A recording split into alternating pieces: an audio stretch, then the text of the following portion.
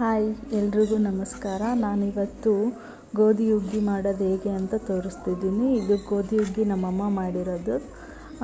ಯಾವುದೇ ಫಂಕ್ಷನ್ ಆಗಲಿ ಉತ್ತರ ಕರ್ನಾಟಕದಲ್ಲಿ ಜಾಸ್ತಿ ಈ ಸ್ವೀಟ್ ಮಾಡಬೇಕಂತ ಇಷ್ಟಪಡ್ತಾರೆ. ಹಾಗೆ ಉತ್ತರ ಕರ್ನಾಟಕದ ಜನಕ್ಕೆ ಇದು ಜಾಸ್ತಿ ಇಷ್ಟ ಆಗುತ್ತೆ.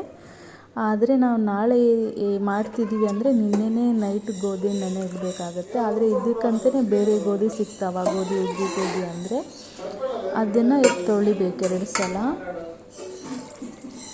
ಚೆನ್ನಾಗಿ ತೊಳ್ಕೊಬೇಕು. ಆಮೇಲೆ ಉತ್ತತ್ತಿ ಹಾಕ್ಕೊಳ್ಳಿ. 7ರಿಂದ 8 ವಿಸಿಲ್ ಕೂಗಬೇಕಿದು. ಒಂದು ಕಡಲೆಬೇಳೆ, ಒಂದು ಸ್ವಲ್ಪ ಅಕ್ಕಿ ತೊಳೆದಿಟ್ಕೊಳ್ಳಿ. ಆ ವಿಸಿಲ್ ಬಿಟ್ಟ ಮೇಲೆ ಅದನ್ನು ಸ್ಮ್ಯಾಶ್ನರಿಂದ ಸ್ಮ್ಯಾಶ್ ಮಾಡ್ಕೊಳ್ಳಿ.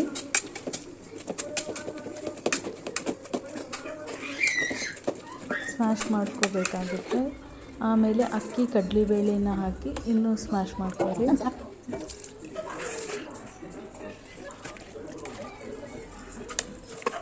ಬೆಲ್ಲ ನೀವೆಷ್ಟು ಯೂಸ್ ಮಾಡ್ತೀರಾ ಗೋಧಿನ ಅದ್ರ ಮೇಲೆ ಡಿಪೆಂಡ್ ಆಗಿರುತ್ತೆ. ನೀವು ಜಾಸ್ತಿ ಸ್ವೀಟ್ ತಿಂತೀರಾ ಅಂದರೆ ಗೋಧಿ ಎಷ್ಟು ಹಾಕಿರ್ತೀರ ಅಷ್ಟು ಹಾಕಿ. ನಂಗೆ ಸ್ವೀಟು ಜಾಸ್ತಿ ಬೇಡ ಅಂತಂದರೆ ಸ್ವಲ್ಪ ಕಡಿಮೆ ಹಾಕಿ ಅಷ್ಟೇ. ನಾವು ಎಷ್ಟು ಗೋಧಿ ತಗೊಂಡಿದ್ದೀವಿ ಅಷ್ಟೇ ಹಾಕ್ತಿದ್ದೀವಿ. ಸ್ವೀಟ್ ಜಾಸ್ತಿ ಆದರೆ ಚೆನ್ನಾಗಿರುತ್ತೆ ಅಂತ. ಆಮೇಲೆ ಬೆಲ್ಲನ ಅದಕ್ಕೆ ಹಾಕಿ ಕಲಿಸ್ಕೋಬೇಕು. ಏಲಕ್ಕಿ ಪೌಡರ್, ಒಂದು ಏಲಕ್ಕಿನ ಕಲ್ ಮೇಲೆ ಹಾಕಿ ಸ್ವಲ್ಪ ಸಕ್ಕರೆ ಹಾಕಿ ಜಜ್ಕೊಳ್ಳಿ.